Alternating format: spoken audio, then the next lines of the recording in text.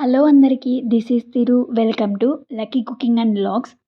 ముందుగా మీకు మీ కుటుంబ సభ్యులందరికీ తొలి ఏకాదశి శుభాకాంక్షలు. హిందువులందరికీ ఈ తొలి ఏకాదశి పండుగతోనే పండుగలన్నీ స్టార్ట్ అవుతాయి. పురాణాల ప్రకారం ఒక రీజన్ ఉంది, సైంటిఫిక్గా ఒక రీజన్ ఉంది. పండుగ రోజు అయితే నైవేద్యంగా పేలాల పిండి అయితే పెడతారు.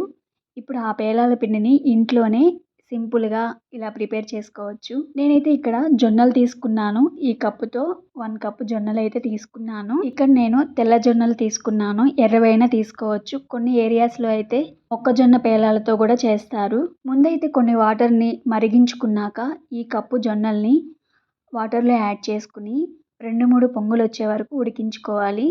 ఇలా వేస్ట్ వాటర్ అయితే వస్తుంది, అదంతా తీసేసుకోవాలి. ఇలా 2-3 పొంగులు వచ్చిన తర్వాత ఈ జొన్నలను అయితే వడపోసుకుని కొన్ని కూల్ వాటర్ కూడా యాడ్ చేసుకొని ఇలా పొడి క్లాత్ పైన 2-3 గంటల వరకు ఆరబెట్టుకోవాలి. వాటర్ అంటూ ఏమీ ఉండకూడదు.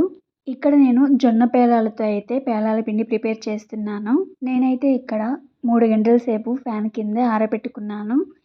ఇలా వాటర్ ఏమీ లేకుండా ఆరిపోయిన తర్వాతే పాప్కార్న్ ప్రిపేర్ చేసుకుంటున్నాను. స్టవ్ ఆన్ చేసుకుని ఇక్కడ నేను చిన్న కడాయే తీసుకున్నాను. దానికి తగ్గట్టే 1 స్పూన్ జొన్నలు అయితే యాడ్ చేసుకుని ఇలా తిప్పుకుంటూ ఫ్రై చేసుకోవాలి. ఈ జొన్నలు కొంచెం పాప్ అయ్యేటప్పుడు లిడ్ పెట్టేసుకోవాలి. లిడ్ అయితే నేను కొంచెం గ్యాప్ ఇచ్చే క్లోజ్ చేశాను. మొత్తం క్లోజ్ చేస్తే నీరు పట్టేస్తుంది, అందుకే గ్యాప్ ఇచ్చాను. జొన్నలతో పాప్కార్న్ అయితే రెడీ చేసుకుంటున్నాను. ఇక్కడ సైంటిఫిక్ రీజన్ ఏంటంటే ఎండాకాలం అయిపోయి వర్షాకాలం స్టార్ట్ అయింది కదా, బాడీని హీట్గా ఉంచడానికి ఇలా నైవేద్యంగా పేలాల పిండి అయితే తీసుకుంటారు. పురాణాల ప్రకారం విష్ణుమూర్తికి నైవేద్యంగా ఈ పేలాల పిండి పెడతారు. ఇక్కడ పాప్కార్న్ అయితే రెడీ అయిపోయినాయి. ఇప్పుడైతే వీటిని గ్రైండ్ చేసుకుంటున్నాను బ్యాచెస్ వారీగా. కొన్ని మిక్సీ జార్లోకి యాడ్ చేసుకుని గ్రైండ్ చేసుకున్నాను. బాగా మెత్తగా అయినా గ్రైండ్ చేసుకోవచ్చు, లేకపోతే బరకగా అయినా గ్రైండ్ చేసుకోవచ్చు.